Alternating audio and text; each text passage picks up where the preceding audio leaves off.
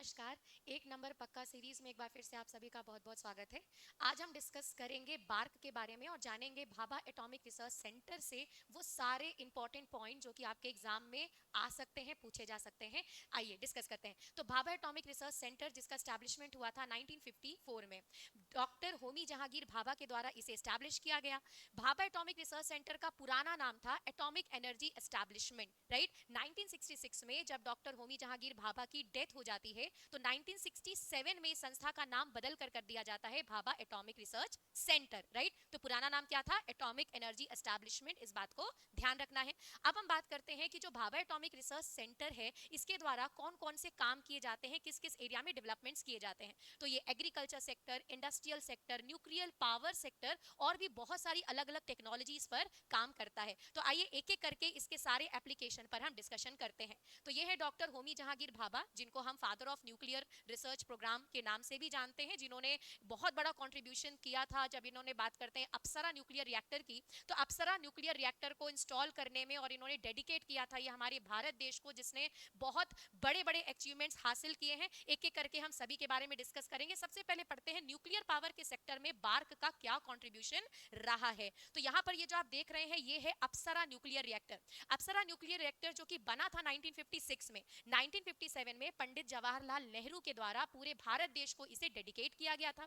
अप्सरा nuclear reactor ना सिर्फ भारत का बल्कि एशिया का पहला न्यूक्लियर रिएक्टर था। ये यूरेनियम को एज अ फ्यूल यूज करता था। ये एक स्विमिंग पूल कॉन्सेप्ट पर बेस्ड न्यूक्लियर रिएक्टर था। इसकी खासियत ये थी कि ये एक बार में 1 मेगावाट के बराबर एनर्जी प्रोड्यूस करता था। पर अप्सरा न्यूक्लियर रिएक्टर के कुछ स्लो फंक्शंस को देखते हुए 2009 में इसे शट डाउन कर दिया गया।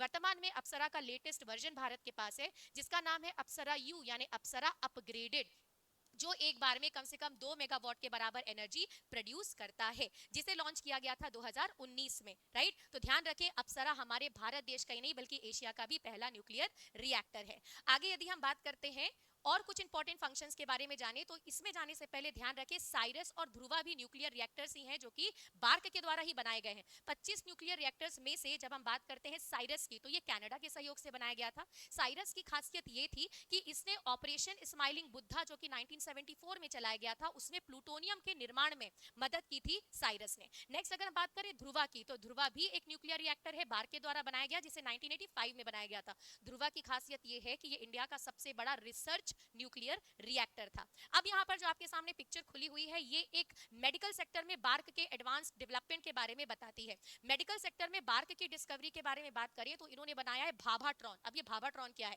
भाभाट्रॉन एक टेलीथेरेपी सिस्टम है। ये आप अपने सामने एक सिस्टम देख रहे हैं जिसमें पेशेंट को लेटाया जाता है और कोबाल्ट 60 का उपयोग करके कैंसर को क्योर किया जाता है। और क्योंकि ये ट्रीटमेंट काफी डिस्टेंस से दिया जाता है इसलिए इसको कहा गया है टेलीथेरेपी मेडिसिन। तो भाभाट्रॉन फर्स्ट वर्जन पहले आ चुका है। वर्तमान में भाभाट्रॉन 2 आया है जो कि एक टेलीथेरेपी मेडिसिन है। ध्यान रखें कैंसर के इलाज के लिए इसका उपयोग किया जाएगा और इसमें यूज किया जाएगा कोबाल्ट 60।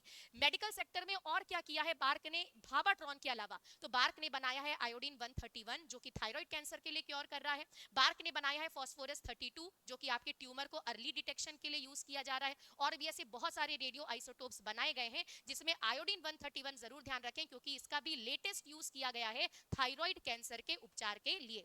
आगे बढ़ते हैं, देखते हैं बार्क ने और क्या डेवलपमेंट्स किए हैं। एग्रीकल्चर सेक्टर, एग्रीकल्चर सेक्टर में बार्क का कंट्रीब्यूशन ये है कि वो बहुत ज्यादा म्यूटेंट वैरायटी बनाता है क्रॉप्स की। उसमें से एक आपके सामने है जो कि बहुत ही लेटेस्ट वैरायटी है बनाना की। और पहली ऐसी म्यूटेंट वैरायटी जो केले की बनाई गई है बार्क के द्वारा, उसका नाम रखा गया है कावेरी बामन। तो ध्यान रखें पूछा जा सकता है परीक्षा में कि कावेरी बामन जो है वो किस क्रॉप की, किस फसल की म्यूटेंट वैरायटी है, तो वो है केले की। इसके अलावा और भी बहुत सारी वैरायटीज हैं जो कि बार्क के द्वारा बनाई गई हैं, जिसमें से कुछ के नाम आपको ध्यान रखने हैं जो कि लेटेस्ट जो है वो लॉन्च की गई हैं। जैसे अगर हम तिलहन की बात करें ऑयल सीड्स की, तो ऑयल सीड्स में जो टीजी की सीरीज है या फिर सोमनाथ, आपसे पूछा जा सकता है कि भाई ये किस क्रॉप की म्यूटेंट वैरायटी है, तो ये तिलहन की है, ऑयल सीड की। सिमिलरली अगर हम दाल की बात करें तो TT6 और टैट 10 ये दाल की वैरायटी है।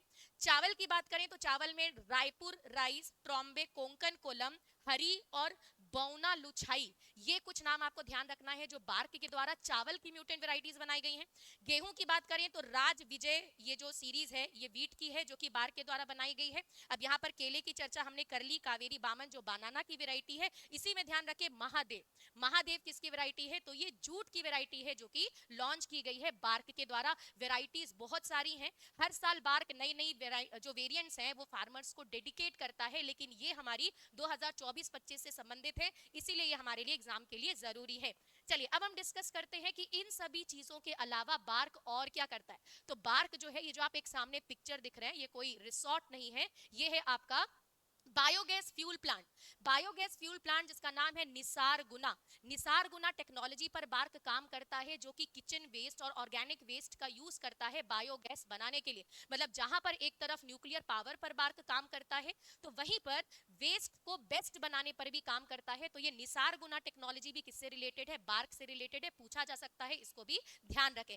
अब इन सभी फैक्ट्स के अलावा एक और एडिशनल फैक्ट बार्क के बारे में कि बार्क बेटा सुपर कंप्यूटर भी बनाता है, राइट। बार्क के द्वारा बनाए जाने वाले सुपर कंप्यूटर को बोलते हैं अनुपम सीरीज, ठीक है। और अनुपम सीरीज में जो अनुपम अतुल्य है, राइट, बहुत सारी सीरीज है अनुपम की, जिसमें अनुपम अतुल्य है, ये बार्क के द्वारा बनाया गया सबसे फास्टेस्ट सुपर कंप्यूटर है जिसकी स्पीड है लगभग 2 पेटाफ्लॉप्स, राइट। तो ये इंफॉर्मेशन ध्यान रखें। तो जितने भी फैक्ट्स हमने डिस्कस किए हैं ये आपके 2024-25 के रीसेंट डेटा हैं which are related to the BARC, इसलिए इन सभी फैक्ट्स को ध्यान से सुन लें, एक बार और सुन लें, और अगर आपको महत्वपूर्ण लग रहे हैं तथ्य तो इसके नोट्स भी बना लें, इससे रिलेटेड क्वेश्चन आपको एग्जाम में जरूर मिलेंगे। अब यहाँ पर हम डिस्कस कर लेते हैं, एंड में मैं आपसे एक नंबर पक्का प्रश्न जाते जाते आपसे भी, कि जहां पे हमने अनुपम सीरीज के सुपर कंप्यूटर की बात की है ये भी बताते जाएं, और कमेंट सेक्शन में जरूर मेंशन करें कि भाई भारत का सबसे फास्टेस्ट सुपर कंप्यूटर कौन सा है और वर्ल्ड का सबसे फास्टेस्ट सुपर कंप्यूटर कौन सा है। अगर आपको मालूम है तो ये आपको कमेंट सेक्शन में